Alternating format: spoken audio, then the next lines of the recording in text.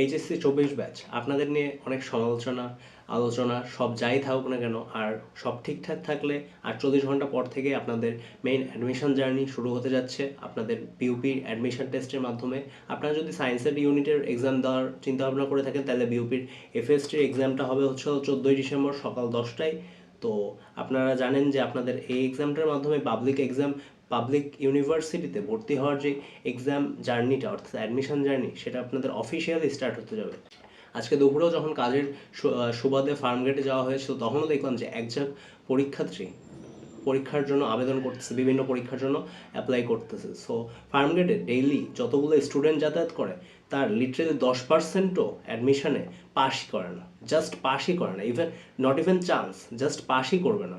আজকেও ধরেন আমি যতজনকে দেখলাম ফার্মগেটে, তাদের ম্যাক্সিমাম 10%-এর জন্য সিটই নেই পাবলিকে। তো এত এত শিক্ষার্থীর মাঝে আপনার নিঃসন্দেহে এই চিন্তাটা আসতেই পারে যে এই অ্যাডমিশন জার্নিতে আমি কি আসলেই পারবো কি না। তো এই অ্যাডমিশন জার্নিতে আজকের এই ভিডিওটা বানানোর মেন উদ্দেশ্যই হলো আপনি যাতে একটু হলেও নিজের উপরে কনফিডেন্স বুস্ট আপ করতে পারেন এবং নিজের উপরে একটু হলেও আশা রাখতে পারেন যে আপনাকে দ্বারাও অ্যাডমিশন জার্নিতে কিছু একটা পসিবল। সো আপনারা আর জাস্ট কয়েকটা দিন হোল্ড করবেন। আপনাদের বিউপির এক্সামের পরে 7 দিন পরে রয়েছে মেরিটাইমের পরীক্ষা, তারপরে লম্বা একটা গ্যাপের পরে মেডিকেল পরীক্ষা যারা অ্যাটেন্ড করবেন, আর যারা আমার মতো অ্যাটেন্ড করবেন না তারা তো করবেনই না।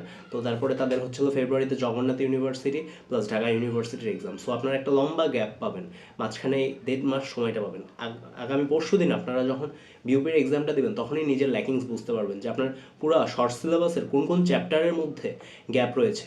তো এই 1.5 মাসে আপনার লক্ষ্য হবে কি? 1.5 মাসে আপনার লক্ষ্য হবে একটাই, কোচিং যা করে করুক, কোচিংয়ের টপার যা করে করুক, এই বিউপিতে ফার্স্ট হয় যে হয় হোক, আপনার নিজের রেজাল্ট দেখবেন, নিজের অবস্থান যাচাই করবেন যে আপনি কতটুকু আউটপুট পরীক্ষায় দিতে পেরেছেন এবং কতটুকু সিলেবাস আপনি কমপ্লিট করতে পেরেছেন। যদি দেখেন যে সিলেবাসে অনেক গ্যাপ, তাহলে তো ভাই আপনার জন্য শুভকামনা। আপনার করা উচিত কি, প্রশ্ন ব্যাংক নেবেন। আমার একটা প্রশ্ন ব্যাংক সলভিংয়ের উপরে ভিডিও আছে, সেটা দেখবেন, ওইভাবে জাস্ট প্রশ্ন ব্যাংকটা সলভ করুন।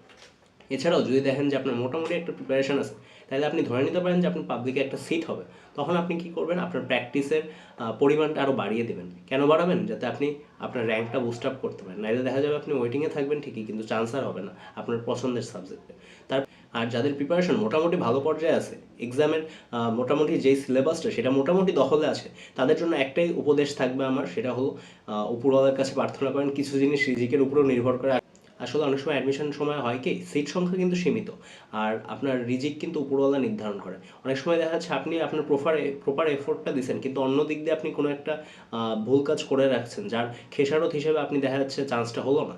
অনেক ক্ষেত্রে কিন্তু এরকম হয়। আমার একটা ভিডিও আসতেছে যে অ্যাডমিশনে কী কী ভুল করলে তোমার চান্স নিশ্চিত হবে না। সো সেই ভিডিওটা অবশ্যই দেখবেন।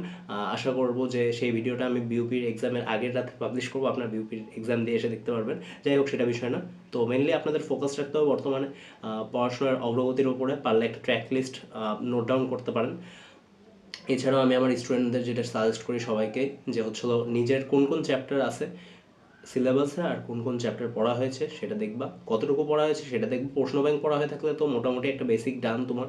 প্রশ্ন ব্যাংকের পরে তুমি করবা কি, মেইন বুকের যে এক্সাম্পলগুলো আছে বোর্ডে আসছে বারবার, বা আমাদের ভর্তি পরীক্ষায় আসতে বারবার, সেগুলো একদম মানে লিটারালি মুখস্থ। কারণ বর্তমানে আর বুঝে পড়ার সময় তোমার এই 1.5 মাস না, বুঝে পড়ার সময় ছিল এইচএসসি লাইফ, 2 বছরের লাইফ।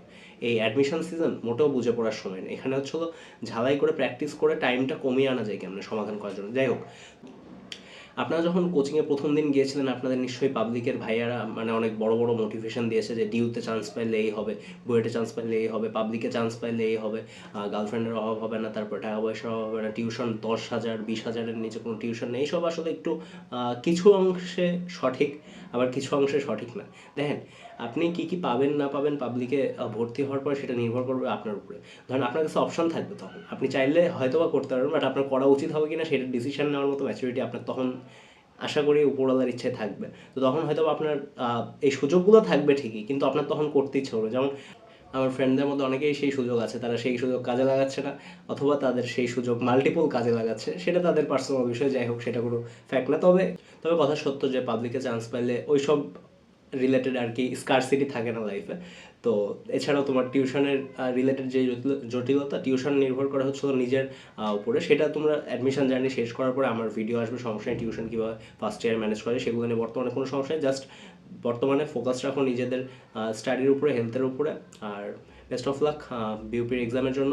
এইচএসসি 24 ব্যাচকে আমরা সকলে এডটেকের অনেক গালিগালাজ করেছি, তবে যেটাই হোক তোমাদের জন্য শুভকামনা। দেখা হচ্ছে পরবর্তী ভিডিওতে, এবং আশা করতেছি বর্তমানে এই অ্যাডমিশন জার্নির যে একদম শেষ পর্যায়ে তোমরা চলে এসেছো, সেই পর্যায়টা তোমাদের জন্য আসলে অনেক ভালো যাবে, এবং তোমাদের পরবর্তী জীবনও সুখময় হবে।